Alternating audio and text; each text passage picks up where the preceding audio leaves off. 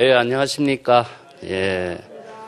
임재록 이번 시간에는 교재 344쪽부터 하겠습니다. 요즘 어디를 다녀왔는가 이렇게 물으니까 임재 스님이 대답하기를 용광에 다녀왔습니다. 그러니까 평화상이 말하기를 용광화성은 요즘 어떻게 지내든가 하니까 임재 스님이 곧바로 법당 밖으로 나가버렸죠. 여기에서 용광화상이 어떻게 지내는가, 그 용광화상의 살림살이를 물었을 적에 이제 임재 스님이 법당 밖으로 나간 이유가 뭐냐 하면은 평화상이 자기 살림살이를 문제로 삼아야 되는데 용광화상 살림살이를 문제로 삼고 있죠. 그러면 지금 여기 자기의 본분사의 살림살이는 제껴두고 남의 살림살이에 관심을 갖고 있으면은 지금 자신의 생명활동은 죽어버린 거나 마찬가지입니다. 그래서 남의 살림살이 경계에 떨어진 모습을 보고 더 이상 이야기할 필요가 없다 해서 이제 법당을 나가버린 거죠. 대화가 더 이상 되지 않는다, 그런 의미입니다, 여기는. 그 밑에 이제 임재화상과 대자화상 이야기 보겠습니다. 임재 스님이 대자 스님의 처소에 도착했을 때에 대자 스님은 방장실에 앉아 있었습니다. 방장은 이제 주지가 머무는 공간을 방장이라고 그럽니다. 그래서 방장실은 이제 요즘에 직책으로 방장이라는 말을 쓰는데 원래는 직책이 아니고 주지 스님이 거처하는 공간은 방장, 유마방장이라고 유마거사가 머무르는 방장에 비유해서 이런 비유를 쓴 겁니다. 조그마한 공간을 이야기합니다. 그 임재 스님이 질문했어요. 방장실에 단정히 앉아 있을 때는 어떻습니까? 어떤 경지입니까? 하니까 대자 스님이 추운 겨울에도 소나무의 푸른 색은 천년이 지나도 다른 나무들과 구별되고 촌늙은이가 꽃을 따니 천하의 만국이 봄이로구나. 아주 여기 시적으로 대답한 거죠. 여기서 임재의 질문에 문제가 무엇이냐 하면은 방장실에 앉아 있다라고 하는 것은 자기 본분사의 살림살이가 어떻습니까? 이걸 질문하고 있는 겁니다. 방장이라든가 집이라든가 이런 것은 항상 자기의 본래심이라 이런 의미를 두고 있습니다.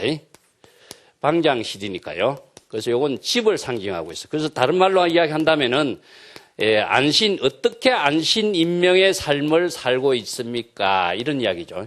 안신이라고 하는 것은 자기의 진여를 이야기해요. 진여의 경지가 안신인 겁니다. 이것을 이제 선에서는 선정의 세계라고 하고, 인명이라고 하는 것은 지혜로운 생활이니까 진여의 지혜를 어떻게 펼치고 살고 있습니까? 하니까 이것은 해에 해당되는 겁니다. 그래서 중국 선성들은 이런 것을 이제 인도적인 불법의 정신을 구체적인 생활 속의 대화로 만들다 보니까 안신인명의 살림살이가 방장실에 요새 어떻게 살고 있습니까? 이런 질문으로 해요. 그러면은 말귀를 못 알아듣는 사람은 도대체 무슨 말인지 못 알아들어요. 그래서 이 말이 불법의 지혜로 대화를 하고 있는 그 경지를 이제 당신의 요새 본분사의 살림살이, 안신인명의 삶은 어떤 경지의 삶을 살고 있습니까? 하니까 대자 스님이 시로 읊고 있습니다. 추운 겨울에 소나무 푸른색은 변함이 없다는 것은 여여부동의 경지죠. 그래서 진여 자체는 항상 본래 그대로 여여부동의 경지에 있는데, 그렇지만 촌늙은이가 꽃을 따니까 천하만국이 봅니다. 여여부동한 경지에서 지금 여기에 봄이 돼서 시절이 년에 꽃을 따는 자신의 살림살이다. 이것을 이제 체와 용으로 항상 이렇게 대꾸로서 대답을 하고 있습니다. 그러니까 이제 임재 스님이 대답하기를 애나 지금이나 영원히 원만한 지혜, 대원경지란 이런 의미입니다. 이 지혜는 당체를 초월하고, 이 말이 참 어려운 말입니다. 신선이 사는 세겹의 산문은 만겹의 관문으로 닫혀 봉쇄했습니다. 이렇게 이야기한 것은 대자화상의 살림살이를 임재가 평가한 거죠. 당신이 어떻게 그렇게 법신의 경지에서 깨달음의 지혜 작용을 가지고 자신의 살림살이를 겨울에 푸른 소나무라든가 늙은 노인네라든가 천년의 그 만국의 봄이라든가 이런 그 경계를 가지고 그렇게 읊어냅니까? 이렇게 하니까 모든 지혜의 작용은 일체의 대상 경계와 어느 문제를 초월한 경지가 아닙니까? 이런 입장에서 임재가 이제 이런 대꾸로서 응수를 한 거예요. 대자 스님이 무슨 소리야 하면서 고함을 치니까 임재 스님도 역시 이제 고함을 쳤어요. 요까지는 상당히 좋은 선문답이 이루어졌다고 할 수 있는데 마지막 구절에 대자 스님이 뭐야 이 한마디가 튀어나와 버린 거예요. 뭐야 하는 것은 무엇이냐 하면 자기가 의심에 떨어진 경지죠. 자신의 본분사를 잃어버리고 대상 경계에 대해서 확신을 갖지 못한 한마디가 자신도 모르게 태어난 말이 뭐야? 이 말입니다. 차별 경계에 떨어진 모습이죠. 자신이 본분사의 살림살이가 차별 경계에 떨어진 의심의 문제에 떨어진 것을 보고 임재는 소매를 떨쳐버리고 나갔어요. 예. 이것을 이제 임재가 이 선저 대자화상의 견해를 비판해버리는 그런 이제 행동으로 보여준 겁니다. 요 선문답은 식구로 읊은 선문답은 참 어려워요. 그렇기 때문에 이것은 항상 제가 지난번에 얘기했지만은 채와 용의 작용으로서 항상 볼 수 있는 안목이 있습니다. 채와 용이 다른 말로 한다면은 요걸 이제 채와 용이라고 하는데 채는 항상 진여를 이야기하고 있죠. 진여의 작용이 본분을 잃어버리지 않는 경지를 채라고 하고 진여의 지혜작용을 용이라고 하는데 채와 용이 불의의 작용으로 이루어져야 돼요. 하나의 차별 경계에 떨어지면 벌써 어떤 멋있는 식구이지만은 어떤 차별 대상 경계에 떨어진 모습이 드러나 버려요. 그래서 채와 용의 작용이 불의의 작용으로 이루어지는 세계를 이걸 안신인명이라고 합니다. 다음 단 보겠습니다. 임재 스님이 양주의 화엄화상이란 분을 찾아갔었어요. 그러니까 화엄화상은 주장자의 기대고 서서 졸고 있는 신용을 했다. 이어서 이제 선성들의 학인들이 오면은 이 학인이 과연 어떤 자신의 견해를 제시하고 있는가 이것을 시험하기 위해서 일부러 자진 않지만은 졸고 있는 신용을 하는 겁니다. 이게 황벽의 선언에서도 이런 이야기가 있죠. 그래서 작새 이런 말을 하는 것은 뭐 하는 그런 신용을 하다 이런 표현입니다. 일부러는 아닌데 학인이 어떠한 안목을 가지고 있는가 시험하기 위해서 이제 졸고 있는 신용을 하니까 임재 스님이 말하기를 노화상이 졸아서야 되겠습니까? 노화상이 왜 그렇게 졸고 있느냐? 항상 깨어 있어야지. 이 말은 무엇이냐 하면은 항상 진여의 지혜가 깨어 있어야 지금 여기 자기 본분사의 살림살이를 하는데 지금 여기 살림살이를 하지 못하고 그렇게 졸고 있어서야 어떻게 자기 본분사의 삶을 살 수가 있습니까? 이 한마디를 던진 거죠. 그러니까 화엄화상이 말하기를 작가성객이라는 것은 작가라는 것은 자기 독자적인 지혜를 작용을 펼치면서 자기의 본분사의 삶을 창조적으로 건립하는 사람을 작가라고 이야기합니다. 요즘에 소설 쓰는 사람 작가라고 하지만 원래 작가란 말은 선에서 만들어진 언어입니다. 그래서 자기의 본분사의 지혜로운 삶을 살 수 있는 능력을 갖춘 사람, 이것을 작가라고. 그래서 자기의 삶을 사는 작가 성객은 안목이 다른 사람과 다르구만. 내가 일부러 졸고 있는 모습을 보여주는데 그 졸고 있는 모습을 보고 깨어있는 안목을 제시하고 있는 것은 안목 있는 선지식이다. 이런 표현이죠. 이게 임재 스님이 말했어요. 시자 스님이 불렀어요. 시자 스님이 불렀고 시자여 차 한 잔 가져와서 노화상에게 차를 마시게 하세요. 이 말을 한 겁니다. 졸고 있는 이 스승에게 차 한 잔 들여서 차를 마시면은 깨어있도록 하는 거죠. 그래서 이제 조주의 유명한 끽다그란 말 여러분 많이 알고 계십니다만은 차를 마시는 것은 그냥 음료수를 마시는 의미가 아니라 차를 마시면서 차의 맛을 통해서 자각하는 그 작용이 일어나게 돼요. 요것은 이제 더운 물을 마시면 더운 맛, 찬물을 마시면 찬맛이라는 자각적인 작용이 일어나게 하는 것이 진여의 작용이 되도록 하는 겁니다.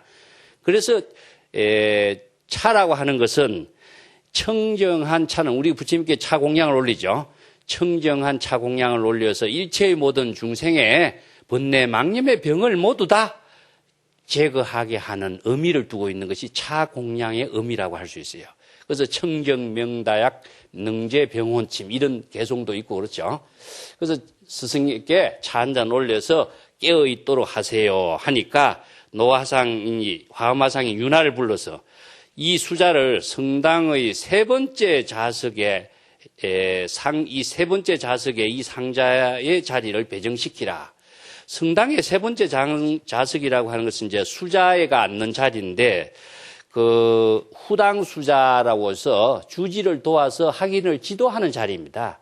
그만큼 안목이 있는 선지식으로서 학인으로서 수행자로서 평가를 받고 있는 모습인데 이와 비슷한 이야기가 이제 무문관 25척에 보면은 앙산화상이 미륵 부처님의 처소에 가서 자기가 제 세 번째 자리에 앉아서 설법하는 이야기가 나와요.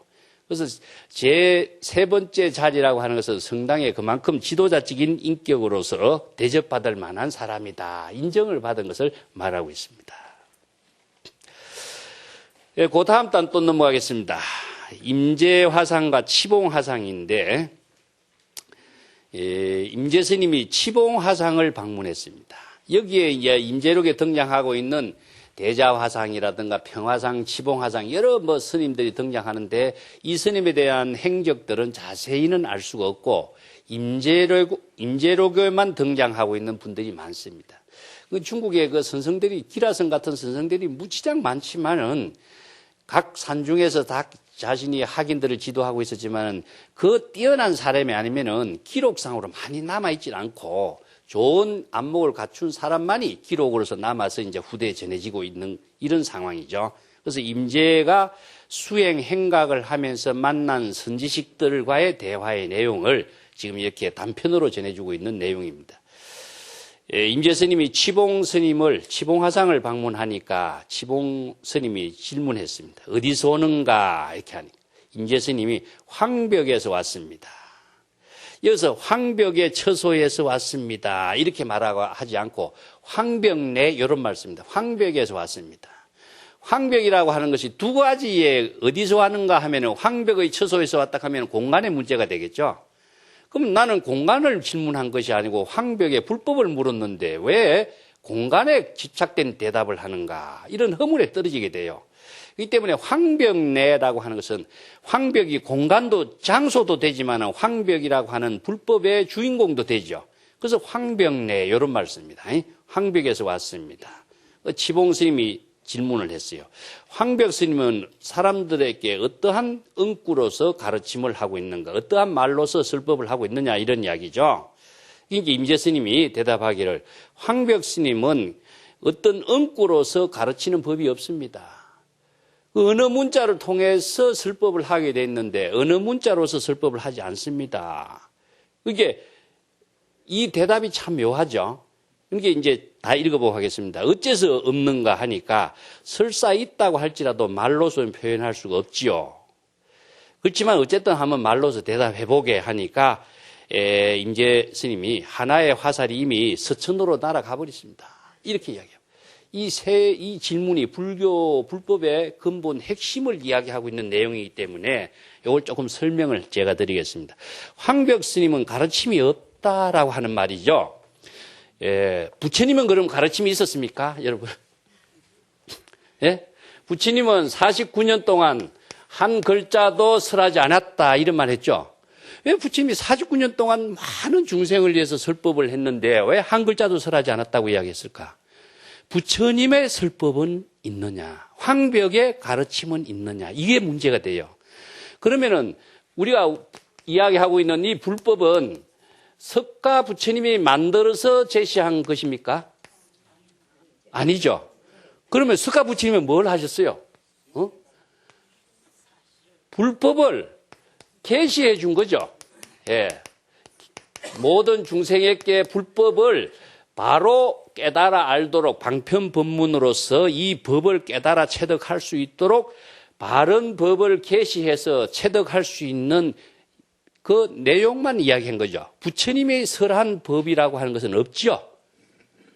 부처님이 만들어서 제시한 법은 없습니다. 불교는. 그렇기 때문에 부처님이 출현하기 전이나 출현하기 이후나 부처님 불법은 그대로 있는 거예요. 그래서 일체의 모든 법은 여여하게 작용하고 있는데 안목 있는 사람이 그 법의 본질을 바로 깨달아서 자신도 그러한 깨달음의 법으로 진여에 지혜롭게 살고 중생들도 일체의 고통에서 벗어나서 진여의 지혜로 깨달음으로 살 수 있는 방향과 방법을 설했을 뿐이에요. 그러면 이 황벽도 자기 불법은 없죠? 똑같습니다. 누구의 불법이 있다고 황벽에 불법이 있고 부처님의 불법이 있고 석가가 설한 법이 있다 하면은 그 설법의 내용에 우리는 집착하게 되고 대상 경계에 속박되는 중생이 되도록 하는 밖에 없어요. 그래서 황벽도 바른 불법을 계시했을 뿐이지 황벽도 어떤 자신의 법을 설한 것이 없다. 이 이야기를 하고 있는 겁니다. 그래서 불교에서는 항상 사람에 의거하지 말고 법에 의거하라. 이걸 기준으로 하고 있습니다. 이것을 철저하게 자신의 안목으로 깨달아 체득했는가 하는 것을 지금 여기에서 문제로 삼고 있는 거죠. 황벽은 어떤 엉구도 없다. 그럼 황벽이 설한 법은 뭡니까? 불법을 많은 사람들이 여실하게 보고 여법하게 수행해서 깨달아 체득할 수 있는 방향과 방법만 제시해 줬을 뿐이죠. 이게 시절 인연에 자신의 본분사로서의 자신의 역할을만 한 것이지 자기가 만든 법이라든가 자기가 주장한 법이라든가 내 법을 따르라고 한 법은 없었다 이 이야기입니다. 그 뒷구절도 보겠습니다. 어째서 없는가 이 질문이 벌써 여기서 문제가 드러나요. 이 선지식은. 그래서 설사 있다고 할지라도 말로 표현할 수 없습니다. 그래서 이제 깨달음의 세계, 이 법이라고 하는 것은 진여의 법, 깨달음이라고 하는 것은 어느 문자로서 설명할 수가 없다 하는 것이죠. 깨달음의 그 경계. 그래서 이제 기실론에서도 진여는 두 가지입니다. 하나는 무엇이냐? 일체의 어느 문자를 떠난 진여예요. 그래서 이연 진여라고 이야기하고 또 부덕이 어느 문자를 의존하지 않을 수가 없어요. 그래서 이것을 이제 방편으로서 설하고 있어요. 그리고 진실. 그래서 방편과 진실을 통해서 이 세계를 제시하고 있는데 방편은 부덕이 한 거다. 부덕이 한 입장에서 진실을 깨닫게 하기 위한 언어일 뿐이다. 그렇기 때문에 이 방편의 언어는 시절 인연을 통해서만 이루어져 있습니다. 그렇기 때문에 누구에게 고정된 어떤 상태로 있는 것이 아니라 시절 인연을 제가 항상 이야기하지만 시처, 인사 이 네 가지가 하나 묶어 있어서 시절 인연인데 언제 어디에서 누구와의 어떤 대화를 통해서 불법을 방편을 법문을 통해서 진실을 깨닫게 했느냐 하는 것으로 끝나요. 더 이상의 의미는 없는 겁니다. 이것을 대상으로 의식하면 우리가 또 이것을 갖고 대상에 집착해버리는 문제가 생기죠. 그래서 항상 시절 인연의 작용으로 끝난 일만 했기 때문에 흔적과 자취를 남기지 않는다. 이런 말씀. 자기의 어떤 독자적인 주장을 갖고 있으면은 흔적과 자취에 모든 사람들이 집착하게 하는 선지식밖에 안 되죠. 그래서 자신의 모든 생활 시절 인연의 본분사도 흔적과 자취를 남기지 않는 것이 삼업청정행인 것이고 자신의 모든 삶이 시절 인연의 방편의 법문으로서 진실을 자각하도록 불법을 계시하는 일만을 했기 때문에 독자적인 자신의 법이라고 하는 것은 있을 수가 없어요. 그렇기 때문에 이런 법문을 대화를 하고 있는 겁니다. 그러니까 지봉 화상이 어쨌든 말해봐라. 자꾸 새끼니까 임재선이 말하기에 하나의 화살이 서천으로 날아갔다. 자, 여기에서 독자적인 말이 없는데 그것을 가지고 자꾸 이야기한다는 것은 의미가 없죠. 여기서 화살이 서쪽으로 날아갔다, 화살이 신라로 날아갔다 이런 표현을 쓰는데 벌써 시처 인사, 시절 인연에 맞지 않는 소리다 이겁니다. 예? 시절 인연에 맞지 않는 소리 하지 마라. 모든 것은 시절 인연에 맞는 삶이 자기 본분사의 삶이지 그것을 가지고 시절 인연에 맞지 않는 소리, 의미 없는 소리 할 필요 없는 것이다. 이런 이야기입니다. 좀 이런 말은 좀 어렵습니까? 네. 불법의 본질을 가지고 이 사람들 일상생활 대화 가운데에 시로서도 대화를 나누고 행동으로 대화를 나누고 자유자재하게 나눌 수 있는 이런 경지는요. 이것은 우리가 지식으로 상식으로 아는 불교의 세계와는 다른 이게 선의 본질인 거예요. 자연스러운 일상생활 속에서 하나도 걸림없이 적극적으로 자신의 경지를 언어와 행동으로 이렇게 나누는 이것을 선문답이라고 합니다. 그 다음 단에 상전화상과의 대화를 한번 보겠습니다. 임재스님이 상전화상을 방문했습니다. 그러니까 임재 스님이 질문했어요. 범부의 경지도 아니고 성인의 경지도 아닌 것이 무엇인지 속히 대답해 주세요. 사량 분별하지 말고 적극적으로 자신의 진여의 지혜로서 적극적으로 직관적으로 대답해달라. 여기서 범부의 경지, 성인의 경지를 모두 초월한 자신의 지혜의 안목을 통해서 어떤 그 자신의 방편 법문을 제시해 보세요. 이런 이야기죠. 요 질문은 무문관에도 나와 있습니다. 외도가 부처님에게 나아가서 말을 하지도 말고 말을 하지 말고도 말고 유언무언을 다 떠나서 독자적인 자신의 본분을 지혜를 제시해 주세요. 말을 해도 안 되고 말을 하지 않고도 어떻게 그러면은 진실된 깨달음의 세계를 제시해 줄 수가 있는가? 이게 안목이 없으면 제시가 안 되죠. 그때 이제 부처님 뭐 어떻게 했냐? 자세를 바르게 하고 자리에 앉는 모습을 보여주죠. 그러니까 외도가 참 위대하고 위대하십니다. 이렇게 해서 이제 부처님께 귀의하는 그런 대화가 있어요. 여기에서는 노성은 다만 이와 같은 모습이야. 이렇게 지금 말을 해버렸어요. 부처님은 말을 하지 않고 자신의 모든 행동으로 진여의 본분의 지혜가 작용하는 그 모습을 그대로 보여주었어요. 이걸 이제 언어 문자를 초월해서 작용할 수 있는 것은 행동으로밖에 보여주는 방법 말고는 없죠. 그래서 석가모니 부처님은 몸을 가다듬고 자세를 바르게 앉고 여법하고 여실한 작용의 세계를 보여주는 것으로 이걸 거좌라 그러는데, 여기에서 이 스님은 자신의 지금 모습이야 이런 이야기합니다. 거좌라 그러는데, 거좌라고 하는 것은 나중에도 다시 설명드리겠습니다만은 자신이 자라고 하는 것은 안신인명입니다. 항상 안신인명의 살림살이를 그대로 보여주는 것이죠. 그래서 이걸 자도량이라든가 정좌처라든가 이런 말을 쓰는데, 여기서 거자라고 하는 것은 바른 안신인명의 살림살이를 보여주고 있는 것을 거자라 그런 거거든요. 그런데 여기에 상전 스님은 자신의 범부의 경지도 뛰어나고 성인의 경지도 뛰어났을 때 자신의 깨달음의 세계, 진여의 경지의 세계를 이렇게 이야기했어요. 바로 노성의 이 모습이야. 이렇게 이야기했어요. 여기에서 노성의 이와 같은 모습이 바로 성인의 경지도 뛰어나고 범부의 경지도 뛰어나고 부처의 경지도 뛰어나고 악마의 경지도 뛰어나고 모든 의식의 대상 경계를 다 초월한 불가사의한 경지에 작용하는 자신의 본래 살림살이다. 이렇게 대답하니까 임재 스님이 곧바로 할을 하면서 말하기를, 머리 깎은 많은 중들이 여기서 무슨 밥을 찾아 먹을 게 있다고 이런 이야기하는 겁니다. 이런 선지식 밑에서 무슨 불법 공부를 해서 바른 지혜를 체득할 수 있겠는가. 한심하다 이런 이야기죠. 왜 그랬을까요? 예?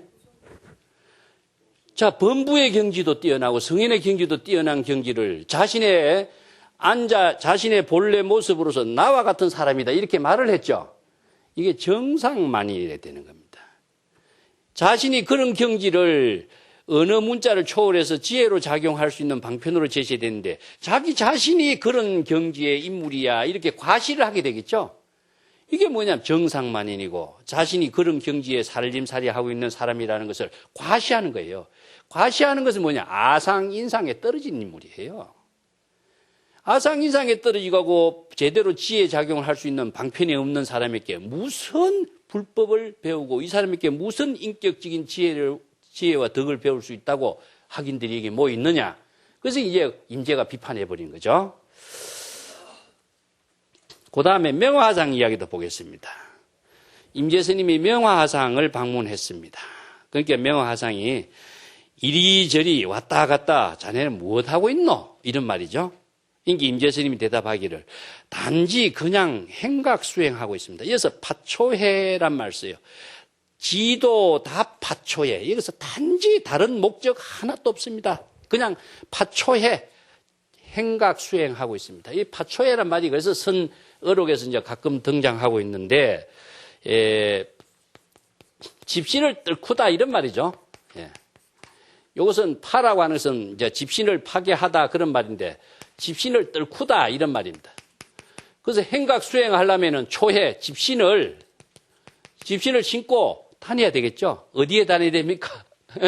선지식을 찾아서 이산 저산 선지식을 찾아서 행각 수행하는 것을 발초차면이라고 합니다. 발초차면이라고 하는데 많은 풀뿌리 가시밭길을 헤쳐서 선지식을 참문한다. 차면이라고 하는 것은 불법의 대의를 체득하기 위해서 많은 선지식을 참문하려면 어떻게 해야 됩니까? 끊임없이 집신을 신고 이산 저산 훌륭한 선지식을 찾아다녀야 되겠죠. 이걸 행각수행, 육도만행 이런 말을 씁니다. 그래서 선성의 수행을 파초해라 그럽니다. 이 파초해 그 자체가 자기 본분사예요. 자기 수행자가 해야 할 자기 본분사. 수행하는 그 자체가 지금 여기 자기의 일이거든요. 그러니까 이것을 단지 나는 지금 여기 자기의 본분사의 행각 수행을 하고 있을 뿐입니다. 이렇게 대답한 거예요. 그렇게 대답하는 임재의 대답이 파초해라는 유명한 말이 나옵니다. 그러면 필경장마생, 그러면 궁극적인 목적은 무엇이냐? 집신을 뚫고 행각 수행하는 궁극적인 목적은 무엇이냐? 결국 무엇을 한다는 것이냐? 이 한마디가 이 사람은 불법을 전혀 모르는 모습이 드러나 버려. 그러니까 임재가 이 노인네 말귀도 못 알아듣는 영감이야 이런 말입니다. 여기서 목적의식이 떨어졌죠? 수행 그 자체가 자기 본분사의 일인 줄도 모르는 사람은 수행에서 무슨 목적을 갖고 수행하는 것으로 보고 있죠. 그래서 참선 수행을 왜 하느냐? 깨닫기 위해서, 한 소식 얻기 위해서, 부처가 되기 위해서 이게 얼마나 잘못된 수행을 하고 있는가. 이 노인네는 지금 그런 목적의식에 떨어져서 불교 수행하고 있는 거예요. 항상 서는 지금 여기 자신의 본분사, 지혜로운 삶이 그대로 깨달음의 삶이 되는 것이고 구도의 삶이 되는 것이고 보살행의 삶이 되어야 되는 것이지 보살행을 하기 위해서, 수행을 하기 위해서, 도를 얻기 위해서, 부처가 되기 위해서 이것이 자기 자신을 수행을 한답시고 중생이 되는 길을 찾아 헤매는 것이다. 이게 임재가 이 말귀도 모르는 사람, 이 대화가 되지 않는다 이겁니다.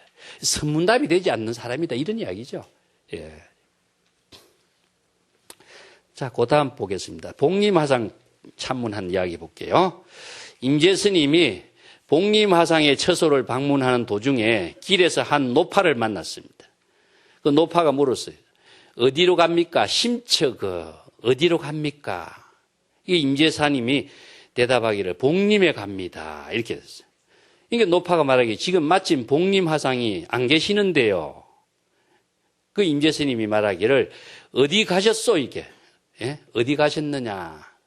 하니까 노파가 곧바로 임재를 쳐 때렸어요. 그러니까 임재스님은 곧장 노파를 부르니까 노파가 얼굴을 돌려요. 그때 임재스님이 곧바로 때려요. 이것도 지금 굉장히 그 단순한 선문답 같죠? 이 노파도 한경제 인물이라고 볼 수 있는데 전에 내가 이야기했습니다마는 오대산 가는 길에 조주 스님하고 노파 이야기가 나오죠. 오대산 가는 길에 노파가 주막이 있는데 수행성들이 지나가면은 오대산 가는 길이 어딥니까? 곧바로 가시오 이렇게 질문 던지거든요. 이게 이 노파는 그래도 선성들에게 많은 소리를 들어서 한경지를 나름대로 써먹을 수 있는 말을 갖고 있어요. 이 노파도 마찬가지입니다. 곧바로 가라 하는 것은 자기 본분으로 가란 말을 한 거예요. 곧바로. 그럼 오대산을 가는 길을 곧바로 가라 하니까 오대산을 향해서 가면은 대산 경계를 쫓아가는 중생이 되겠죠. 저는 또 멍청한 중이 지나가는구나 하고 비판을 한 거예요. 그래서 조주 스님이 내가 저 노파를 그냥 한번 점검을 해야 되겠다. 그래서 점검한 이야기가 나와요. 그 다음에 또 노파가 또 유명한 노파 한 사람이 덕산을 골탕민 노파가 있죠. 금강경 소초를 짊어지고 남방의 선지식들이 엉터리 불법을 펼친다 해서 이걸 타파하려고 또 오니까 주막지에 들어서 전심을 먹으려고 하니까 그 노파가 당신 등에 짊어진 것이 무엇이오? 하니까 금강경 주석서요. 금강경에 과거심 불가득, 현재심 불가득, 미래심 불가득이라고 하는데 당신은 어느 마음에 전심을 하려고 하죠? 그래서 전심이란 말이 생깁니다. 우리가 지금 일상생활에 쓰고 있는 말이 전심이 있죠. 점을 찍겠다. 마음에 점을 찍는다 이런 말인데 여기 전심이에요. 과거심에 찍을 것이냐, 현재심에 찍을 것이냐, 미래심에 찍을 것이냐. 과거심은 지나갔고 미래심은 오지 않았고 현재심이라고 하는 것도 지금 어떻게 설정할 수가 없어요. 그러니까 말문이 딱 막혀버리죠. 이렇게 이제 노파가 남을 골탕 먹일 수 있는 안목을 갖춘 노파들이 이렇게 선성을 한 번씩 이렇게 시험을 하는 말입니다. 여기도 마찬가지요. 임재 스님이 이제 복림화상에 처소 가니까 노파가 어디로 갑니까? 여기도 어디라고 하는 것은 뭐죠? 본래 면목을 이야기합니다. 어디로 간다 하면은 어느 장소에 집착의 대상 경계를 향해 가서는 안 되겠죠. 이것을 시험하는 말입니다. 임재 당신은 어디로 가려고 하는고? 제대로 자신의 본분으로 되돌아갈 줄 아는 수행을 할 수 있는 사람인가? 본분의 지혜로운 삶을 살 수 있는 사람인가? 이걸 시험하는 말이 심처가 어디로 가려고 하는고? 이 질문이에요. 이게 복림에 갑니다 하는 거죠. 이것도 복림이란 말이 두 마디예요. 복림이라는 선성도 되고 복림의 살림살이도 돼요. 그러니까 복림에 갑니다. 이렇게 대답한 거예요.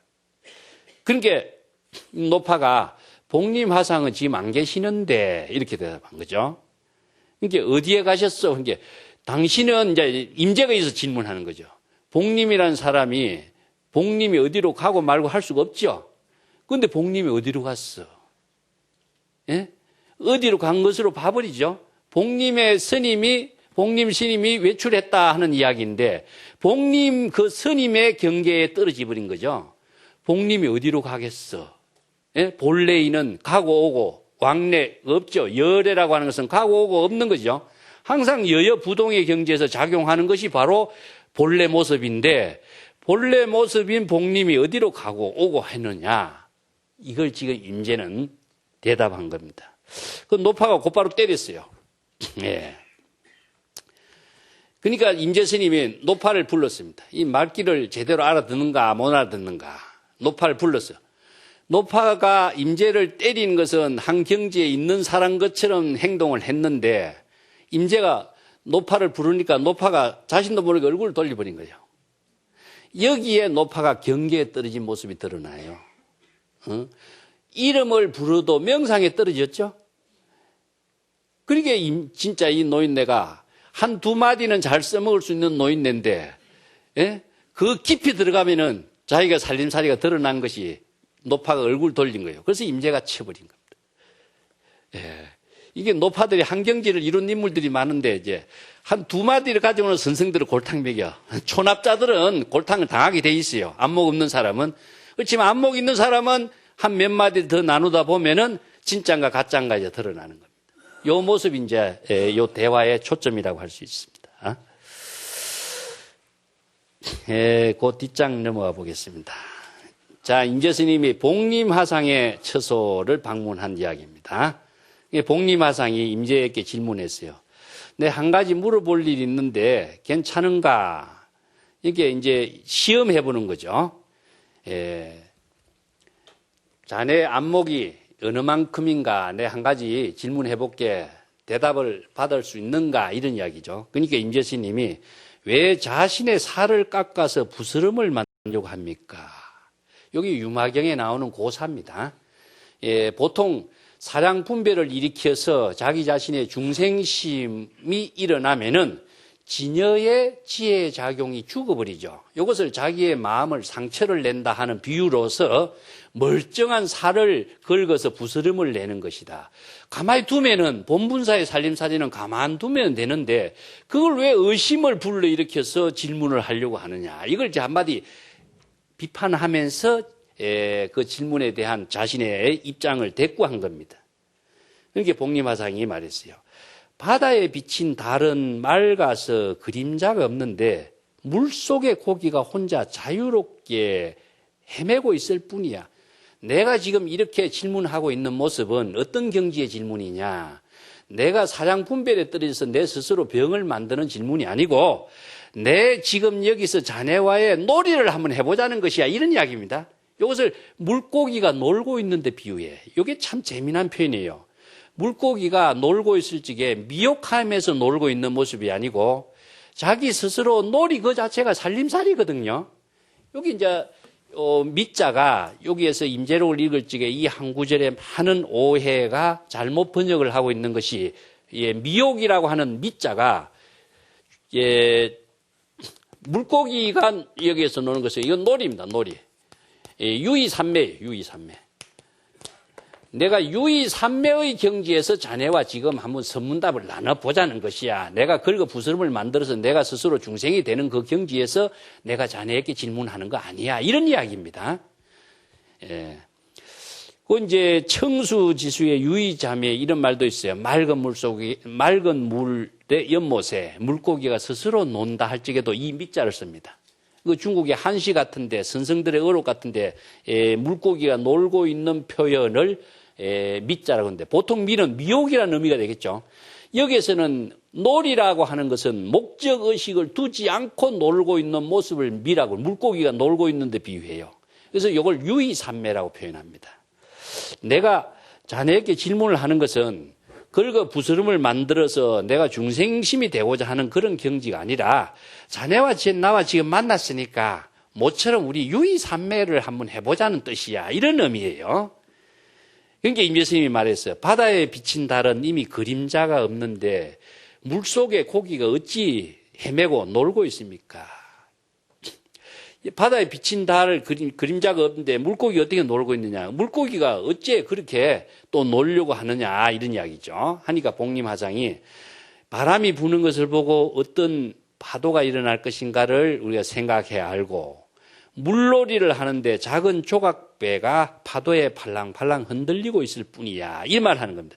이 말은 무엇이냐 하면은 지금 여기에 시절 인연에 대해서 바람이 부는 것에 대해서 파도가 일어나고 물놀이 할 때 조각배가 파도에 움직이는 거하고 이것은 지금 여기 시절 인연의 본분사의 살림살이가 지금 작용하고 있는 입장으로서 우리가 여기에서 대화를 하자 하는 그런 의미예요.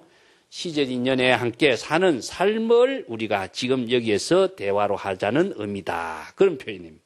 그 임재 스님이 그 대답이 외로운 둥근 달은 홀로 강산을 비추어 고요한데 스스로 크게 웃는 웃음소리가 천지를 놀라게 한다. 이 한 말이 참 임재의 그 아름다운 19절입니다.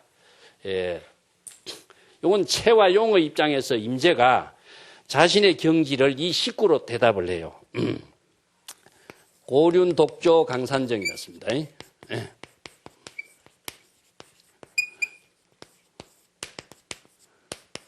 여기서 정이라고 하는 것은 각 본분의 입장을 말하고 있습니다. 이건 체의 입장을 말하고 있어요. 고륜도 무엇이냐 하면은 진여의 본체를 입장을 이야기하고 있어요. 진여의 체를 이야기하고 있습니다. 자소일성 천지계. 자기 스스로 웃는 한 웃음 소리가 천지를 놀라게 한다. 이런 말 있어요. 그래서 이걸 이제 경자죠. 경자에 맥히겠네. 자소일성 천지경. 여기서 놀란다라고 하는 거하고 웃음하고는 용입니다. 이거는. 그래서 진여의 체와 진여의 용이 바로 하나가 된 경지에서 지혜가 작용하고 있는 자신의 살림살이를 읊고 있는 말인데 하늘의 큰 달은 무엇이냐? 진여거든요. 진여가 홀로 비추는 그 모습에 목적의식을 비추는 건 아니에요. 그죠? 그렇지만 천지의 강과 산을 비추는 작용을 하지만은 항상 고요함, 본래의 어떤 시끄러움이 없어. 고요함을 가지고 함께 작용하고 있는 모습이 드러나고 있어요. 이것이 바로 본체의 작용이고 자소일성 한번 웃음소리가 천지를 놀라게 한다. 자신의 웃음소리가 이게 소리라고 하는 것 자체가 불교에서는요. 종소리, 북소리, 무슨 소리든 향성무진이라. 소리와 향은 시방삼세, 법계와 하나된 소리 작용을 함께 하고 있어요. 그렇기 때문에 진여의 지혜가 작용하는 경지는 항상 시방삼세, 법계와 하나된 경지에서 삶을 펼치고 있기 때문에 천지가 놀란다. 이런 말을 씁니다. 이 상당히 어려운 구절인데요. 이런 이제 선시의 구절 같은 것은 반야의 작용으로서 이루어지고 있는 식구로 대답하기 때문에 체와 용어로 이해를 하면 됩니다. 그러니까 복림화상이 말했어요. 세치혀로서 천지를 비추는 현혹시키는 것은 그대 마음대로 하지만은 그러나 지금 내 눈앞에서 자네의 지혜작용을 한번 제시해보라. 그러니까 임재 스님이 길에서 금객을 만나면은 금을 제시하고 시인이 아니면은 시를 읊지 않습니다. 나는 그런 대화가 되지 않는 경지의 사람하고는 자신의 그 지혜작용을 펼치지 않습니다. 하니까 복림화상이 대화를 그만두자 임재 스님이 이게 개송을 엎었어요. 자신이 지혜작용의 살림살이, 안목의 살림살이를 이제 읊은 개송입니다. 대도는 동등한 경지도 초월하고 어떤 대상 경계를 모두 초월했다는 이야기죠.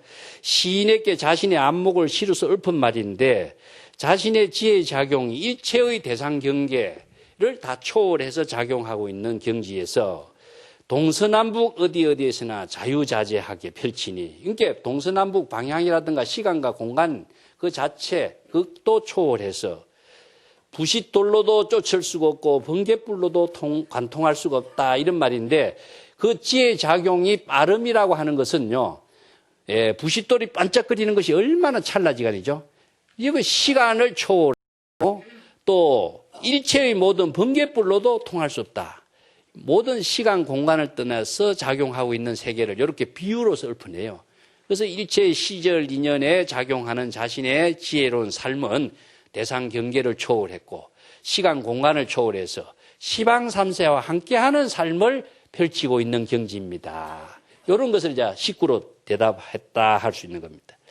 그 뒷게 대해서 이제 위산과 앙산이 이 대화에 대해서 평가를 내리고 있어요. 그 평가는 오늘 시간이 좀 없을 것 같습니다만 조금 보겠습니다.